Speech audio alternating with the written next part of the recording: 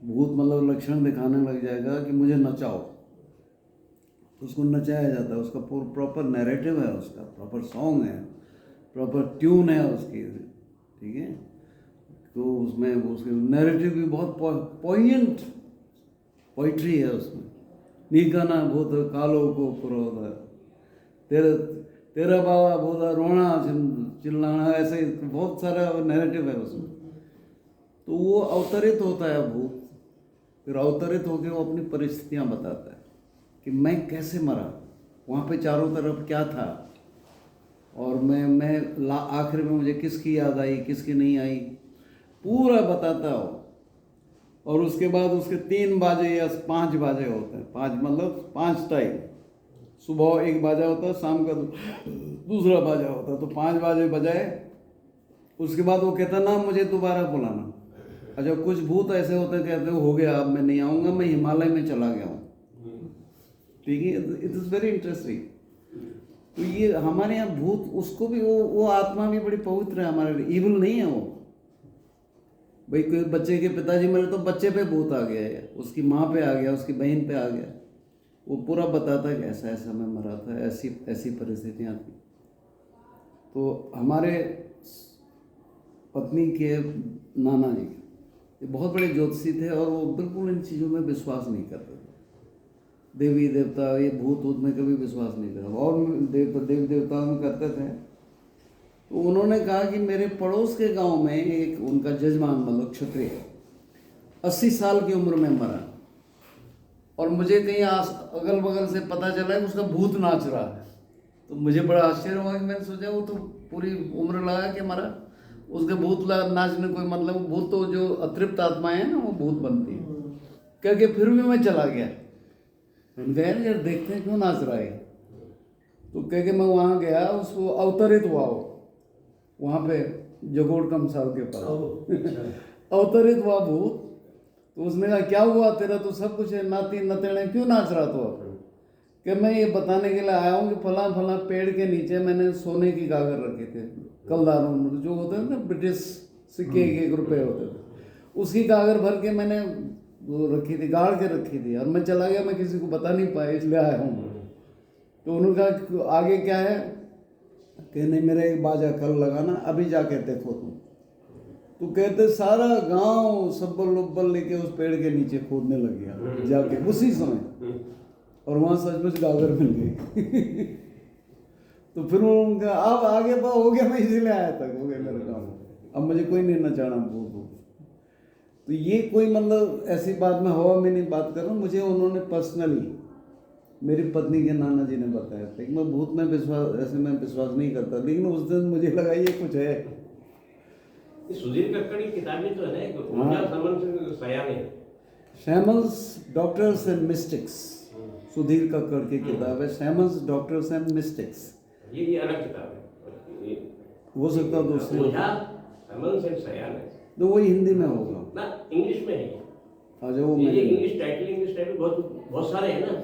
नहीं मैंने वही पढ़े, shamans doctors and mystics. Sudhir Kakar का ये इंटरप्रिटेशन है कि जो आप साइकियाट्रिस्ट के पास जाते हैं, तो साइकियाट्रिस्ट आपकी इमोशनल जो डिरेंजमेंट है या साइकोसिस है जो है, उसका इंटरप्रिटेशन ये करता है there is some problem with in you, आपके अंदर प्रॉब्लम है, आपके सोचने के तरीके में प्रॉब्लम है, आपके इमोशनल पैटर्न में तकलीफ है, कुछ है। This is how the psychiatrist functions and interprets. लेकिन जो हमारे ओझा वगैरह हैं जो दुनियादारी में भूत प्रेत न जाके छौल पुजाई करके करते हैं, उनका अप्रोच दूसरी है। वो ये कहते हैं कि दूसरी कोई स्पिरिट तुम्हारे अंदर, इविल स्पिरिट आके बैठ गई है, ठीक है। अब हमारा काम है उस इविल स्पिरिट को निकालना। तो उस इविल स्पिरिट को ओझा या हमारे गडरे गुडारे सब उसको बाहर निकाल देते हैं। उसके बाद जो इंडिविजुअल है वो फ्री हो जाता है, तो कहता वो तो अब चली गया अंदर से चली गई। जबकि साइकियाट्रिस्ट के साथ ये प्रॉब्लम है कि आप सोचते हैं यार मेरे अंदर सारा दोबारा फिर प्रकट ना हो जाए, ठीक है। तो इसलिए इसमें ज़्यादा खतरा है बजाय जो हमारा इंडियन सिस्टम है उसके, इसमें ज़्यादा खतरा है। सुधीर कक्कड़ किताब ही कहते हैं उसमें, शैमल्स डॉक्टर्स एंड मिस्टिक्स। ये है उसकी किताब। बाकी सुधीर कक्कड़ ने एक और किताब लिखी है, द इनर वर्ल्ड, बहुत बढ़िया किताब। उसने पूरे जो यूंगियन पैटर्न्स हैं हमारे, उसने यूंगियन आर्किटाइप से हटा करके इंडियन आर्किटाइप्स बना दिए उसने, mythological archetypes, Brahma and Saraswati archetype, the Arjun archetype, Brihannala archetype, सारे बना रखे हैं।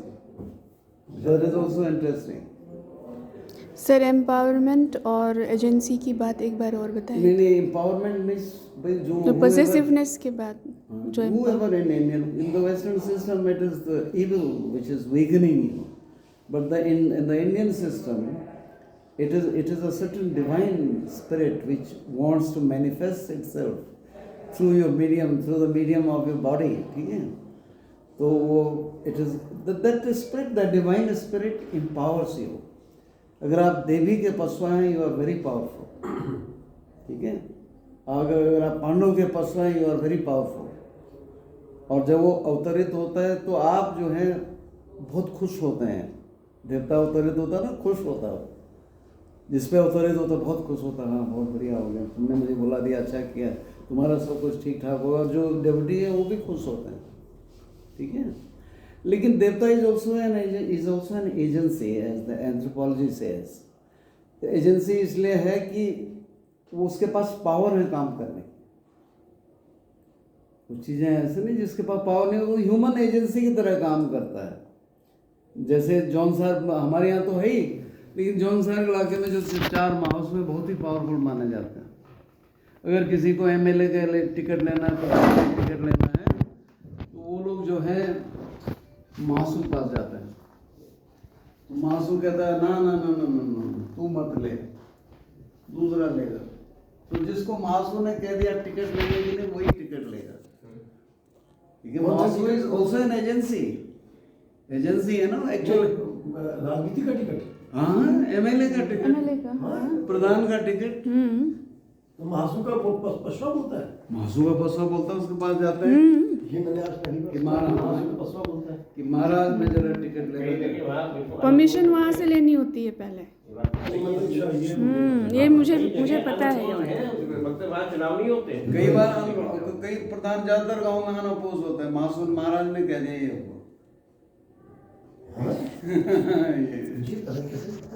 बड़ा सिस्टम है। 4 महासू का बड़ा बहुत पावरफुल सिस्टम है वहाँ। तो महासू के कहे बिना कुछ भी नहीं होता उस इलाके में। बहुत बड़ी बात है कि मैं पहली बार सुन रहा हूँ, बड़ा हैरान भी हूँ मैं ये सोचकर, ऐसा है कंसेप्ट। अरे महासू तो ट्राइबल कल्चर अभी तक है, अभी 2 साल पहले 2 साल के तो मॉडर्न तो हुए, लेकिन अपने जो रिचुअल्स हैं बहुत सारी चीजों में उनको पूरा पूरा नहीं है ना अपना। नैदान जी, पिछले 2 साल पहले मैं हो गया, रमाकांत बेंजवाल हो गया, शरण तिवारी, हम लोग महासू की यात्रा मोना से, और मालूम मुझसे बात हुई, मजा बहुत था। हाँ, मोना से अपना वो क्या है जो बड़ौदा के बगल में गाँव का नाम बोल रहा हूँ, और फिर नीचे है एक और गाँव, वहाँ पहुँच रहे थे। तो मैं भी गया उसमें मेरे पैरों की स्थिति बहुत खराब थी। Anyhow I manage to reach the spot. तो 50,000 लोग एक साथ चल रहे थे, सब उससे 50,000। और जब दूसरे गांव में ठाणी गांव पहुंचे, ठाणी है चपराता के बगल में, उनका खाने का सर सारी जो हमारी हिपोक्रेसी आ गई ना, जो डायमेनिज्म नीचे से आके यहाँ आया है कि बकरा नहीं मारना है, ये नहीं करना, वो नहीं करना है, ठीक है, शाकाहारी होना है। This is hypocrisy.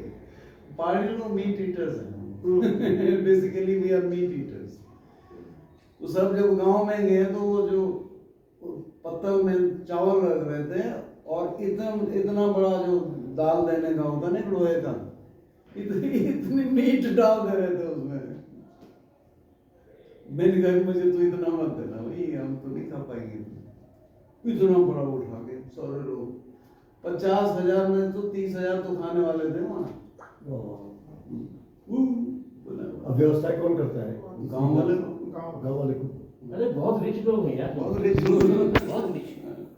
यही है तो नंदा मेहनत यात्रा वाली भी तो जिस रास्ते से गुजरता है नंदा यात्रा वाला पता है। नंदा यात्रा तो दूसरा वो तो मैंने सिस्टम है। नंदा यात्रा इस बहुत लोग रास्ते चलते हैं एक साथ। हाँ, सारी मैं तो व्यवस्था तीन है। मैंने श्रीवास्तव साहब 3 यात्राएं की हुई हैं जी। नंदा की 1987 में, 2000 में और 2014 में। और लगभग बेदनी तक तो एक बार तो रूपकुंड तक गया, एक बार बेदनी तक गया, तीसरी बार में पूरा ऊपर तक गया। असली रहस्य 280 किलोमीटर पूरा हिमालय में 280 किलोमीटर, आप कल्पना करिए। सबसे बड़ी यात्रा है। शिला समुद्र में कोई होटल वहाँ होते नहीं, किसने करना होटल? उन्होंने क्या किया, कुछ लोगों ने बड़ा भारी प्रेशर कुकर लेके खिचड़ी पका रहे थे, तो सारा सूखा खाना खाना पड़ता ऊपर चलते हुए, आपका स्टोव वगैरह कोई बना लिया तो बना लिया, खिचड़ी पक रही थी सब शिला समुद्र में। तो वहाँ पे उसने कहा भाई ये खिचड़ी की एक प्लेट कितने की है? उनका 100 रुपए की इतनी प्लेट थी। तो मैं भी खड़ा था, यार हमें भी मिलेगा, मैं भी लेता हूँ कुछ। तो थोड़ी देर में वहाँ एक इंजीनियर्स का ग्रुप चल रहा था, काफी रईस लोग थे, वो खड़े थे वहाँ पे। तो उसने कहा यार पूरा प्रेशर कुकर कितने का? उसने कहा 2000 का। उसने 2000 रुपये पकड़े। 10-20 लीटर का प्रेशर कुकर था वो। पूरा कितने का हो गया? 2000 का। ये 2000 पकड़। हम वहाँ से निराश हो गए, हम चले गए। हमने कहा क्या मिलेगा 2000 इसी ने। तो दूसरा ने कहा दूसरा नेक्स्ट प्रेशर कुकर मैं लूंगा। फिर हमको जाना भी था। तो उसने बांटने के लिए लिया कि खुद खाया? बांटने के लिए नहीं, अपने इंजीनियर्स के ग्रुप के लिए लिया। अच्छा अच्छा। 2000 का एक प्रेशर कुकर पूरा ले लिया। 2000 रुपए में सोचो कैसे क्या है। चावल खिचड़ी तो चावल खा लिया। तो होता ही। तो वो यात्रा तो दूसरे किस्म की, वो तो बहुत ही मॉडर्नाइज यात्रा सिस्टम है। उसमें मैंने किताब भी ली, मैंने उसमें 2 ड्रामा में लिखे हैं, जी। पेपर लिखे हैं, पता नहीं क्या क्या लिखा उसने। और जो नंद सिंह नेगी के गीत आपने सुने होंगे, नंदा देव राजा, सारे के सारा मेरा कलेक्शन था, पहले गीत को छोड़। उसमें आपका जिक्र नाम तो है उसमें, नाम- मैंने देखा उसमें नाम है। आपके साथ ही। और सर अभी वो फिल्म जो बनी अभी जो विदेश में जिसमें आप ही हैं, हाँ वो द स्केलेटन लेक, आपके साथ ही स्केलेटन लेक रूपकुंड पे बनी है। तो मैं भी अरे सबसे मजेदार है सर वो उनका ये केदारनाथ पर जिसमें विक्टर बनर्जी भी है उसके तो सर, उसके आप भी हैं उसमें? आप भी हैं, मैंने देखा। हाँ। सर कल्चरल कोऑर्डिनेटर नहीं था। सर है ना, उसी उसी फिल्म का की बात उसका कर क्या रहे हैं। क्या नाम है उनका? केदारनाथ नहीं। नहीं, Devbhoomi the land of gods. हाँ, इसी फिल्म का देवभूमि द लैंड हाँ ऑफ देवभूमि, हाँ Devbhoomi. The land of gods. हाँ। गोरान पेस्कलजेविच हम्म।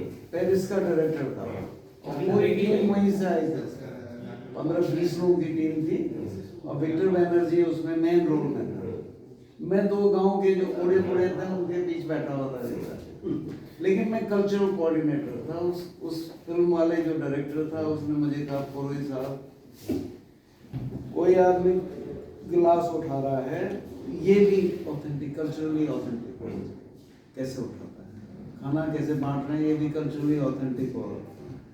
दूल्हा आ रहा है घोड़े में बैठ के, तो कैसा आ रहा है? उस तो हमने कुछ महिलाएं खड़ी की थी एक्टर के तौर पे, उन्होंने सिक्के और दाल और चावल, काली दाल और चावल वो फेंकने थे दूल्हे के ऊपर। वो फेंके उन्होंने, पता नहीं उसको किसने मिसगाइड कर दिया, ये ठीक नहीं फेंक रहे, तो उसने वो सीन काट के मुझे पूछा, मैंने कहा तो 100% ऑथेंटिक, बिल्कुल। और किसी ने कह दिया, वो उसके दिमाग में शक हो गया। अच्छा, तो रखा बाद में इंक्लूड किया? बारात वाला सीन काट दिया उसने। तो बाद में इंक्लूड किया नहीं? नहीं किया। जैसे मैंने उसके फूलदेही के सीन डाले थे, उसमें शूटिंग पूरी हुई थी, बाद में उसने उसको कुछ शक हुआ थोड़ा सा भी, पता नहीं क्यों हुआ उसको शक। फुलदेही भी क्या सकता है, मूर्ख है वो बच्चे लेके आ रहे थे पूरे जी, सबसे authentic। गांव के लोग कहते हैं ये जंगल से क्यों आ रहे हैं जी, गीत गाते हैं तो चौक में गाना चाहिए था, जबकि जंगल से भी गाते आते हैं। और अब वो गांव वाले एक ने भी कोई शक कर दिया तो उसने काट दिया। Otherwise everything was culturally authentic. That was my duty. मैं खड़ा रहता था हर सीन में, ठीक है। कई सीन तो मैंने काट दिए। विक्टर बनर्जी था, जब जो मेन प्रोड्यूसर भी था विक्टर बनर्जी,